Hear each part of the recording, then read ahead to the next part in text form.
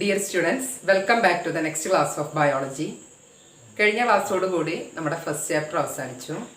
ഇന്നത്തെ ക്ലാസ്സിൽ നമ്മൾ നമ്മുടെ സെക്കൻഡ് ചാപ്റ്റർ സ്റ്റാർട്ട് ചെയ്യാണ്. നമ്മുടെ സെക്കൻഡ് ചാപ്റ്ററിന്റെ പേരാണ് windows of knowledge. Okay, so let start our class. ഇപ്പം നമ്മുടെ പേരിൽ തന്നെ ഉണ്ട് വിൻഡോസ് ഓഫ് നോളജ് ആണ്. നോളജിന്റെ വിൻഡോസ് നമുക്കറിയാം, നമ്മുടെ എക്സ്റ്റേണൽ എൻവിറോൺമെന്റിൽ നിന്നും സെൻസുകളെ റിസീവ് ചെയ്യാനുള്ള ഒരു എബിലിറ്റി നമ്മുടെ ബോഡിക്ക് ഉണ്ട് അല്ലേ. സെൻസേഷൻ എന്നുള്ളൊരു പ്രോസസ്സ് നമ്മുടെ ബോഡി ചെയ്യുന്നുണ്ട് എന്നുള്ളത് നമ്മൾ നമ്മുടെ ഫസ്റ്റ് ചാപ്റ്ററിൽ ഡിസ്കസ് ചെയ്തു.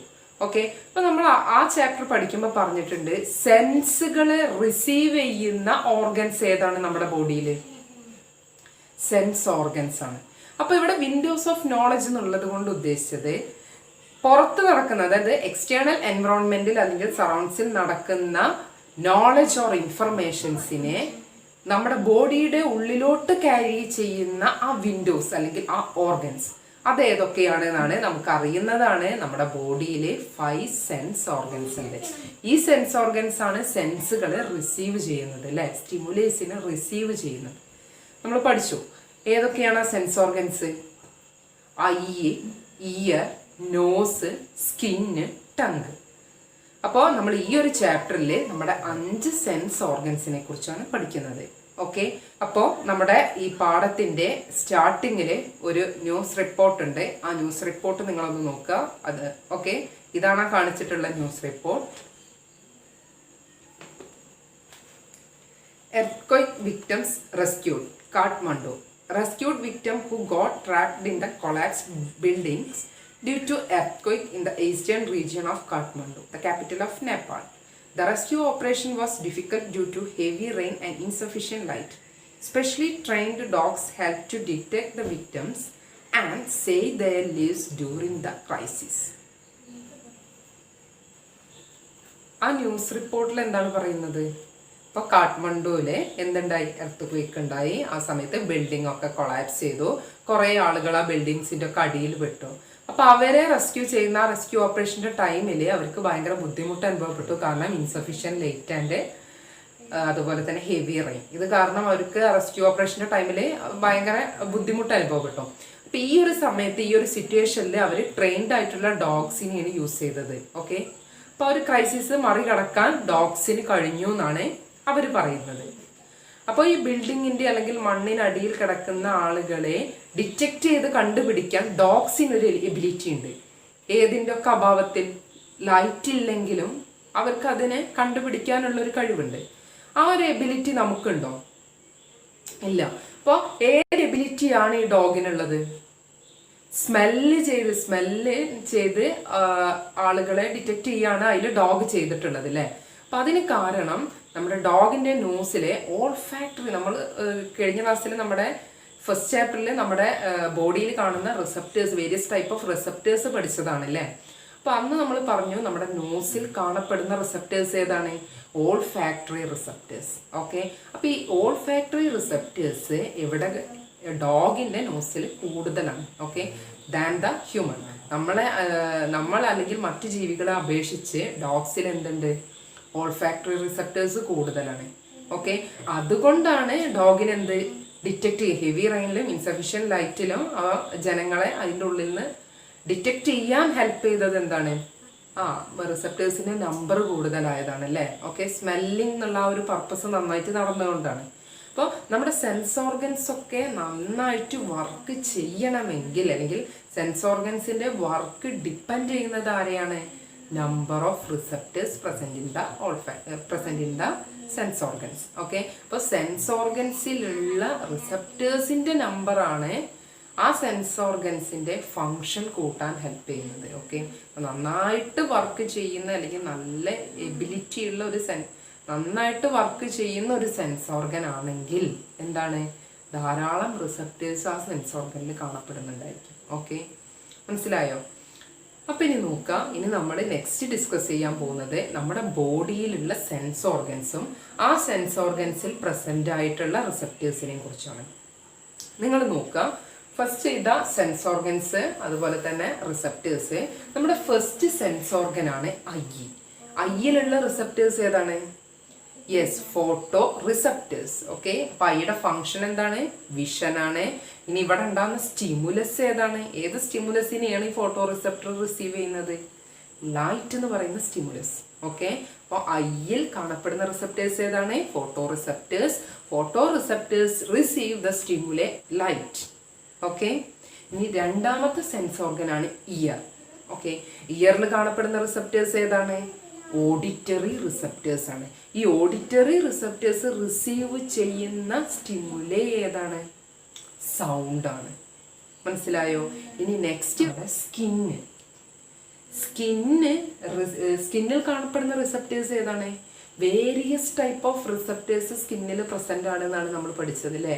കോൾഡിനുള്ളതും ടെമ്പറേച്ചറിനുള്ളതും പ്രഷറിനുള്ളതും പെയിനുള്ളതുമായിട്ടുള്ള വേരിയസ് ടൈപ്പ് റിസപ്റ്റേഴ്സ് ആരിൽ പ്രസന്റ് ആണ്? സ്കിന്നിൽ പ്രസന്റ് ആണ്. ഓക്കെ, അപ്പോൾ വേരിയസ് ടൈപ്പ് ഓഫ് സ്റ്റിമുലസിനെയും ആര് റിസീവ് ചെയ്യുന്നുണ്ട്? സ്കിന്ന് റിസീവ് ചെയ്യുന്നുണ്ട്. ഓക്കെ, അപ്പോൾ ഹീറ്റിനെയാണ് റിസീവ് ചെയ്യുന്നെങ്കിൽ സ്കിന്നിലുള്ള ഹീറ്റ് അല്ലെങ്കിൽ ടെമ്പറേച്ചർ റിസീവ് ചെയ്യുന്ന റിസപ്റ്റേഴ്സ് ഉണ്ട്. ആ റിസപ്റ്ററാണ് ഇമ്പൾസിനെ ക്യാരി ചെയ്യുക. മനസ്സിലായോ? പെയിനെയാണെങ്കിൽ പെയിനെ ക്യാരി ചെയ്യുന്ന റിസപ്റ്റേഴ്സ് ഉണ്ട്. ഓക്കെ, അപ്പോൾ various type of receptors present in the skin. Okay, and skin receive various type of stimulus. Okay, the next one is nose. നോസിൽ കാണപ്പെടുന്ന റിസപ്റ്റർ ഏതാണ്? Olfactory receptors. Okay, olfactory receptors receive ചെയ്യുന്ന stimuli ഏതാണ്? സ്മെല്ലാണ്. മനസ്സിലായോ? ഇനി last one tongue. ടങ്ങിലുള്ള receptor ഏതാണ്?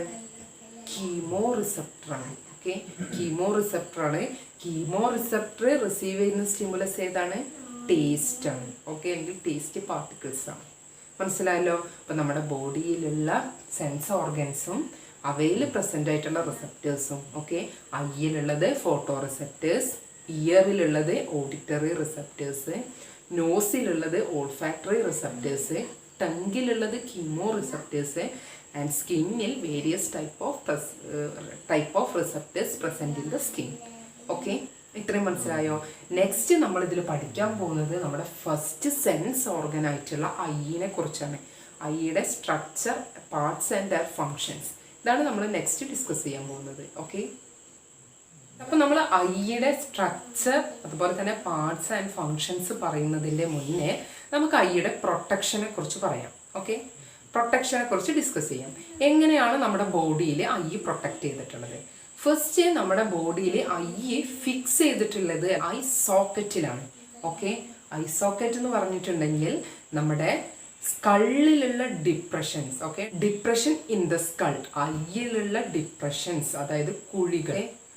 അപ്പോൾ ഫസ്റ്റ് നമ്മുടെ ഐ ഫിക്സ് ചെയ്തിട്ടുള്ളത് അല്ലെങ്കിൽ ഐ നമ്മുടെ ബോഡിയിൽ ഫിക്സ് ചെയ്തിട്ടുള്ളത് നമ്മുടെ സ്കള്ളിലുള്ള ഡിപ്രഷനിലാണ്. അതായത് ഡിപ്രഷൻസ് ഇൻ ദ സ്കൾ. നമ്മുടെ സ്കള്ളിൽ തലയോട്ടിയിലുള്ള കുഴികൾ പോലുള്ള ഭാഗമുണ്ട്. ആ രണ്ട് കുഴികളിലാണ് നമ്മുടെ ഐ എന്ത് ചെയ്തിട്ടുള്ളത്? ഫിക്സ് ചെയ്തിട്ടുള്ളത്. ഇനി ആ കുഴികളിൽ അല്ലെങ്കിൽ ആ ഡിപ്രഷൻസിൽ ഐ അവിടെ അങ്ങനെ വെക്കുകയാണോ ചെയ്യുക? അതിനവിടെ ഫിക്സ് ചെയ്യണം അല്ലേ?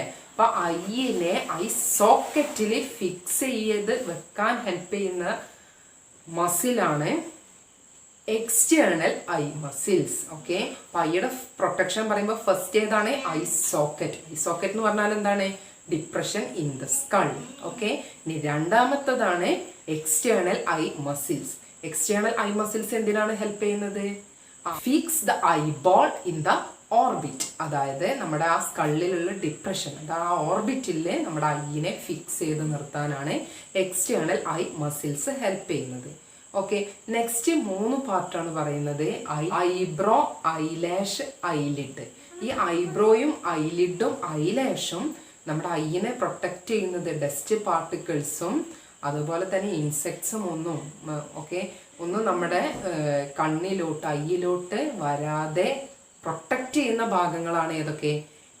Eyebrow, eyelid and eyelashes. Okay, അപ്പോൾ നമ്മുടെ എക്സ്റ്റേണലി നമ്മുടെ ഐയിനെ പ്രൊട്ടക്റ്റ് ചെയ്യുന്ന ഭാഗങ്ങളാണ് ഏതൊക്കെ? Eyebrow, eyelid and eyelashes. മനസ്സിലായല്ലോ? ഇനി ഇത് കൂടാതെ നെക്സ്റ്റ് പാർട്ടാണ് കൺജക്റ്റൈവ. അപ്പോൾ കൺജക്റ്റൈവ എന്ന് പറഞ്ഞാൽ നമ്മുടെ ഈ ഐയിലുള്ള, അതായത് കോർണിയെ ഒഴികെയുള്ള എല്ലാ ഭാഗങ്ങളെയും കവർ ചെയ്തിട്ടുള്ള ലെയർ. ഓക്കെ, അതാണ് കൺജക്റ്റൈവ. കൺജക്റ്റൈവ എന്ന് പറഞ്ഞാൽ ഈ വൈറ്റ് കളേർഡ് പോർഷനാണ്. അപ്പോൾ ഈ കൺജക്റ്റൈവ എങ്ങനെയാണ് നമ്മുടെ ഐയിനെ പ്രൊട്ടക്റ്റ് ചെയ്യുന്നത് നോക്കാം. അപ്പോൾ conjunctiva secrete the mucus which protect the anterior portion of the eyeball from being dry. Okay, അതായത് നമ്മുടെ ആൻറ്റീരിയർ പോർഷൻ, ഐയുടെ ആൻറ്റീരിയർ പോർഷൻ ഡ്രൈ ആവാതെ ഹെൽപ്പ് ചെയ്യുന്ന ഭാഗമാണ് ഏത്? കൺജക്റ്റൈവ. അപ്പോൾ കൺജക്റ്റൈവയാണ് നമ്മുടെ ഐക്ക് ഒരു വെറ്റ്നെസ് പ്രൊവൈഡ് ചെയ്യുന്നത്. മനസ്സിലായോ? ഇനി നെക്സ്റ്റ് പോർഷനാണ് ടിയർ. ഓക്കെ, ടിയർ എങ്ങനെയാണ് ഹെൽപ്പ് ചെയ്യുന്നത്? Tears clean and lubricate the anterior portion of the eyeball. നമ്മുടെ ഐബോളിന്റെ ആൻറ്റീരിയർ പോർഷൻ ക്ലീൻ ചെയ്യാനും ലൂബ്രിക്കേറ്റ് ചെയ്യാനും ഹെൽപ്പ് ചെയ്യുന്നത് ആരാണ്? ടിയേഴ്സ് ആണ്. And tears containing the enzyme lysozyme. Okay, and these enzyme destroy germ that enter the eye. Okay, ഐയിലോട്ട് കടന്നു വരുന്ന ജേംസിനെ ഒക്കെ ഡിസ്ട്രോയ് ചെയ്യാൻ ലൈസോസൈം എന്ന് പറയുന്ന ഒരു എൻസൈമും എവിടെയുണ്ട്? ടിയേഴ്സിലുണ്ട്. മനസ്സിലായോ? അപ്പം ഐയുടെ പ്രൊട്ടക്ഷൻ പറയുമ്പോൾ ഏതൊക്കെയാണ്? ഐ സോക്കറ്റ് ആണ് ഫസ്റ്റ്. ഐ സോക്കറ്റ് എന്ന് പറഞ്ഞാൽ depression in the skull. Then external muscles ആണ്. എക്സ്റ്റേണൽ മസിൽസ് എന്ന് പറഞ്ഞാൽ it fix the eyeball in the orbit. Okay, അത് കഴിഞ്ഞ് ഐബ്രോ, ഐലിഡ്, ഐലാഷസ്. ഇത് മൂന്ന് എന്താണ്? Protect I from dust particles, insect etcetera. Okay, ഇനി അത് കഴിഞ്ഞ് നെക്സ്റ്റ് ആണ് കൺജക്റ്റൈവ. കൺജക്റ്റൈവ എന്താണ്? Conjunctiva secrete the mucus which protect the anterior portion of the eyeball from being dry. Okay, next ആണ് tears. Tears clean and lubricate the anterior portion of the eyeball, and tears containing the enzyme lysozyme, and these enzyme destroy the germ that enter the eye. Okay, ഇത്രയുമാണ് ഐൻ്റെ protection പറയുന്നത്. Okay students, next we are going to discuss the topic the structure of eye. ഐയുടെ structure നമുക്ക് എങ്ങനെയാണെന്ന് നോക്കാം. ഞാൻ ഈ കാണിച്ചിട്ടുള്ളതാണ് ഐയുടെ picture. എല്ലാവരും ശ്രദ്ധിക്കുക. നമ്മുടെ ഐക്ക് 3 ലേയേഴ്സ് ആണുള്ളത്. The outer layer is called sclera, and the middle layer is called choroid, and the inner layer is retina. Okay, അപ്പോൾ ഐയുടെ 3 ലേയേഴ്സ് ഏതൊക്കെയാണ്? Sclera, choroid and retina. Okay, ഇനി ഇതിൽ സ്ക്ലീറ എന്ന് പറഞ്ഞ ഔട്ടർ ലെയറിൽ ഉൾപ്പെടുന്നത് 2 പാർട്സ് ആണ്. First one cornea and second one conjunctiva. Okay, അപ്പോൾ ഈ കാണിച്ചിട്ടുള്ളതാണ് കോർണിയയും കൺജക്റ്റൈവയും. അപ്പോൾ സ്ക്ലീറ എന്ന് പറഞ്ഞ white outer layer which gives firmness to the eye. ഐക്ക് ഫേംനെസ്, ഷേപ്പ് കൊടുക്കുന്ന ലെയറാണ് ഏത്? Sclera. Okay, it made up of connective tissue. Connective tissues കൊണ്ടാണ് സ്ക്ലീറ എന്ന് പറഞ്ഞിട്ടുള്ള ലെയർ ഫോം ചെയ്തിട്ടുള്ളത്. ഓക്കെ, സ്ക്ലീറ എന്ന് പറഞ്ഞ ലെയറിൽ ഇൻക്ലൂഡ് ചെയ്തിട്ടുള്ളത് 2 പാർട്ടാണ്. ഏതൊക്കെയാണ്? Cornea and conjunctiva. മനസ്സിലായോ? ഇനി നോക്കുക, നെക്സ്റ്റ് ഭാഗമാണ്, നെക്സ്റ്റ് ലെയർ ആണ് കൊറോയിഡ്. കൊറോയിഡ് എന്ന് പറഞ്ഞാൽ middle layer which contain large number of blood vessels. ഒരുപാട് ബ്ലഡ് വെസൽസ് പ്രസന്റ് ആയിട്ടുള്ള ലെയർ ഏതാണ്? കൊറോയിഡ് ആണ്. ഓക്കെ, ഇനി കൊറോയിഡിൽ ഉൾപ്പെട്ടിട്ടുള്ളത് 4 പാർട്സ് ആണ്. അത് ഏതൊക്കെയാ നോക്കാം. ഫസ്റ്റ് വൺ ഐറിസ്, ചിത്രത്തിൽ കാണിച്ചിട്ടുള്ളതാണ് iris. And second one pupil.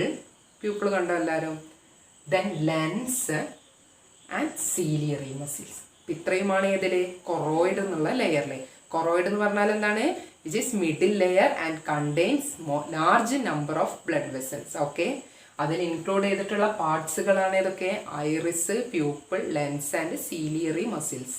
Okay, ഇനി നെക്സ്റ്റ് ആണ് ഇന്നർ ലെയർ ആയിട്ടുള്ള retina. Large number of photoreceptors are present in the retina.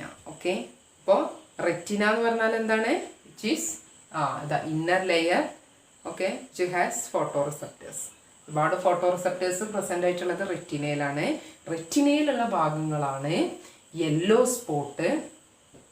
Okay, കാണിച്ചിട്ടുള്ളതാണ് yellow spot, blind spot and optic nerve. Okay, അപ്പോൾ ഏതൊക്കെയാണ്? Yellow spot, blind spot and optic nerve. Okay students, ഇനി നമുക്ക് ഐയുടെ പാർട്സും അതിൻ്റെ ഫങ്ഷൻസും നോക്കാം. നമ്മൾ പറഞ്ഞു ഐയുടെ 3 ലെയേഴ്സാണ് ഐക്ക്. ഏതൊക്കെയാണ്? ഫസ്റ്റ് ലെയറാണ് sclera, second one choroid and third one retina. ഇതിൽ സ്ക്ലീറ എന്ന് പറഞ്ഞാൽ എന്താണ്? The white outer layer which gives firmness to the eye. ഏറ്റവും ഔട്ടർ ലെയറാണ്, വൈറ്റ് കളേർഡ് ആണ്. അതിൻ്റെ ഫങ്ഷൻ എന്താന്ന് പറഞ്ഞു നമ്മൾ?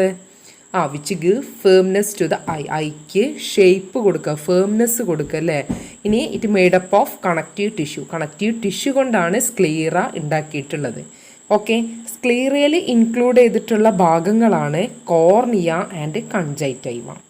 ഓക്കെ, ഇതിൽ ഫസ്റ്റ് പാർട്ടാണ് കോർണിയ. നിങ്ങളെല്ലാവരും പിക്ചറിലോട്ട് നോക്കുക, പിക്ചറിൽ കാണിച്ചിട്ടുള്ളതാണ് കോർണിയ. കോർണിയ എന്ന് പറഞ്ഞാൽ the projected transparent anterior part of the sclera.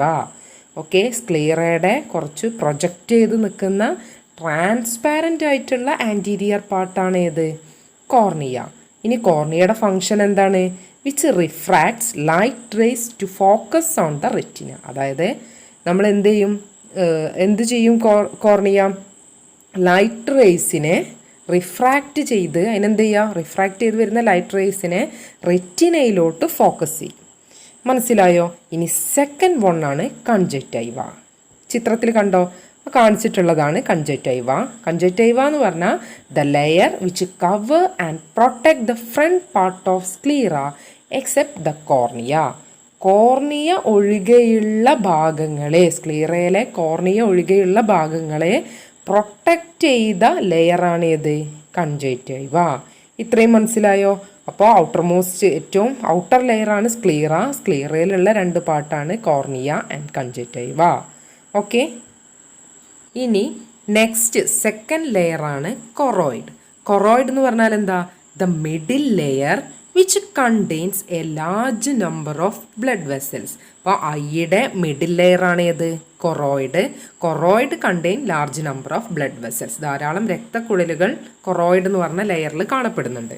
Okay, ഇനി കൊറോയിഡിൽ ഇൻക്ലൂഡ് ചെയ്തിട്ടുള്ള പാർട്ടുകളാണ് iris, pupil, lens and ciliary muscle. Okay, ഇതിൽ നമുക്ക് ഓരോന്നും അതിൻ്റെ ഫങ്ഷൻസും നോക്കാം. First one iris. ഐറിസ് എന്ന് പറഞ്ഞാൽ the part of the choroid seen behind the cornea. കോർണിയയ്ക്ക് തൊട്ടു പിന്നിലായി കാണപ്പെടുന്ന ഭാഗമാണ് ഏത്? ഐറിസ്.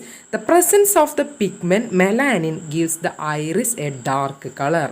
ഇനി ഐറിസിൽ ഒരു പിഗ്മെന്റ് പ്രസന്റ് ആണ്. ആ പിഗ്മെന്റിന്റെ പേരാണ് എന്ത്? മെലാനിൻ. മെലാനിനാണ് ഐറിസിന് ഏത് കളർ കൊടുക്കുന്നത്?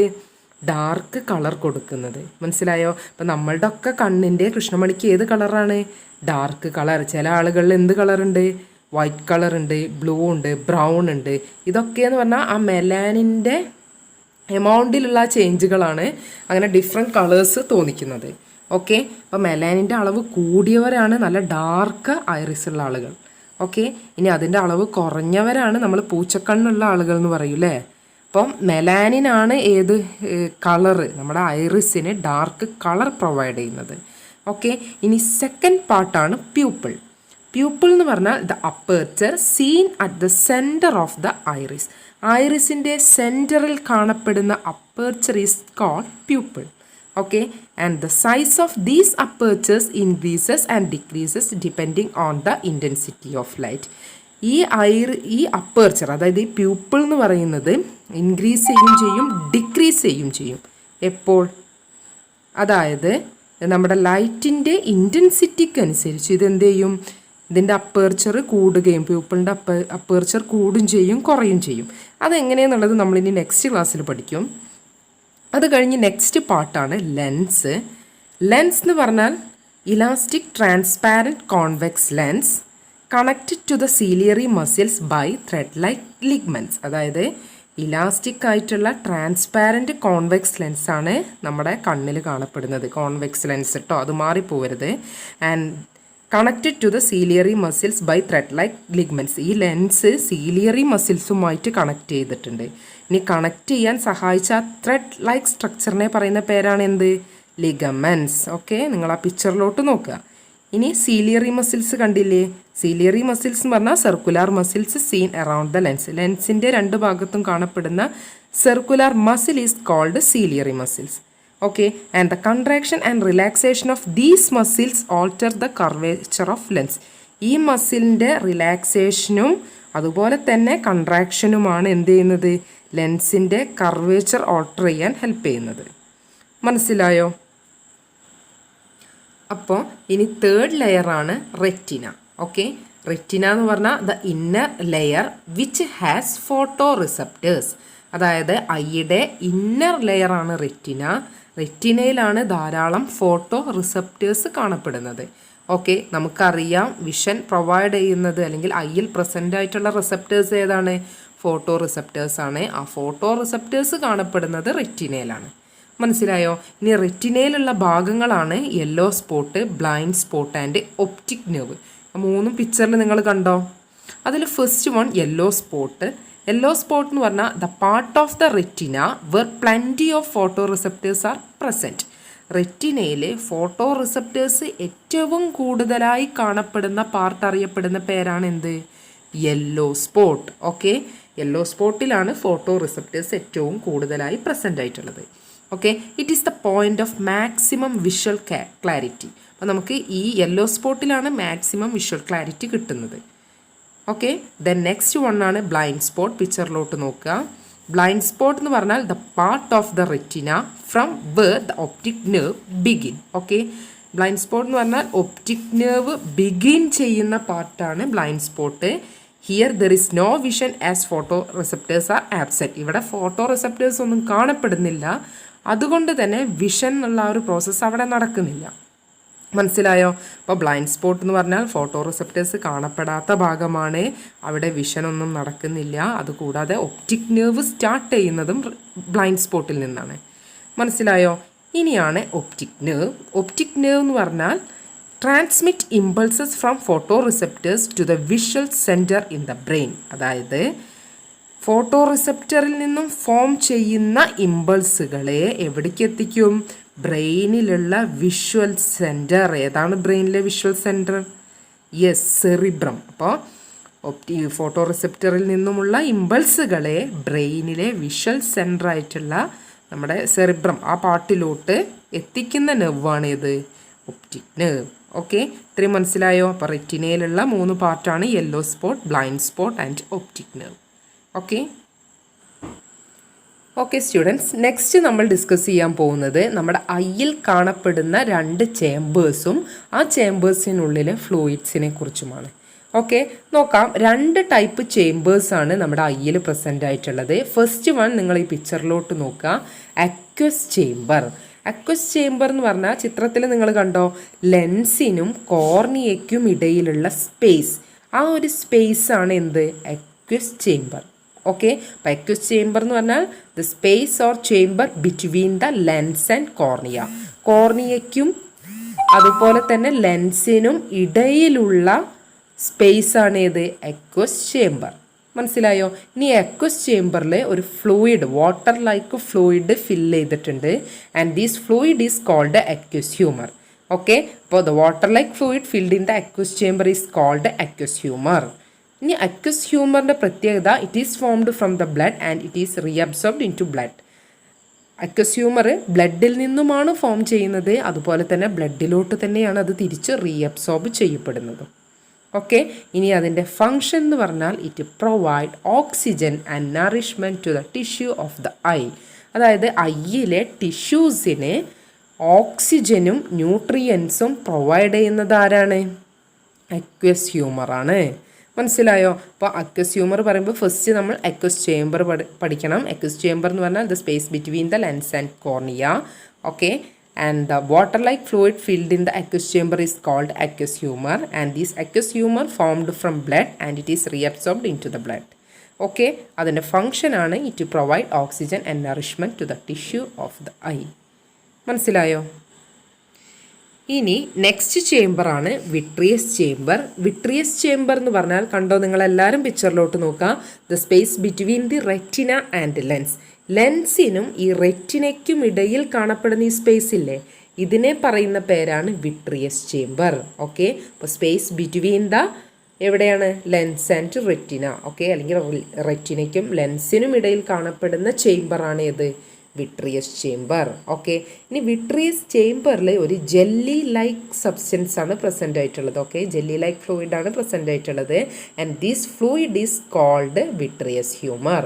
Okay, but the jelly like substance seen in the vitreous chamber is called vitreous humor. ഇനി വിട്രിയസ് ഹ്യൂമറിൻ്റെ ഫങ്ഷൻ എന്ന് പറയുന്നത് it helps in maintaining the shape of the eye. അതായത് ഐക്ക് ഷേപ്പ്, നമ്മുടെ ഐക്ക് ഷേപ്പ് പ്രൊവൈഡ് ചെയ്യുന്നത് അല്ലെങ്കിൽ ഷേപ്പ് മെയിൻറ്റെയിൻ ചെയ്യുന്ന ആളാരാണ്? വിട്രിയസ് ഹ്യൂമറാണ്. ഓക്കെ, അപ്പോൾ ഒന്നും കൂടി പറഞ്ഞുതരാം. ദ ചേംബർ ബിറ്റ്വീൻ ദ അല്ലെങ്കിൽ space between the retina and lens is called vitreous chamber and there is a jelly like substance seen in the vitreous chamber is called vitreous humour. Okay, അതിൻ്റെ function പറയുന്നത് it help in maintaining the shape of the eye. ഇത്രയുമാണ് vitreous humour. Okay students, അപ്പോൾ ഇത്രയുമാണ് നമ്മുടെ ഐൻ്റെ structure പറയുന്നത്. അപ്പോൾ ഇന്നത്തെ class നിങ്ങൾക്ക് മനസ്സിലായെന്ന് കരുതുന്നു. Thank you.